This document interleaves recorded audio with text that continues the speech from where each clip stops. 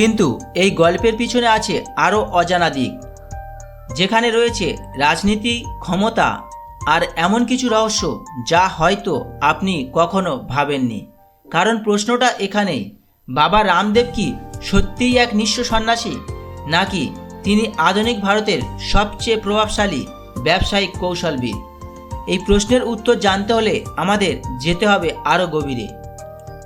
চলুন এবার দেখি কিভাবে রামদেবের যোগ থেকে জন্ম নিল এক কর্পোরেট সাম্রাজ্য, আর কে দাঁড়িয়ে আছে এই সাম্রাজ্যের ছায়ায়। পতঞ্জলি একটা নাম যা আজ ভারতের প্রায় প্রতিটি ঘরে ঘরে পৌঁছে গেছে।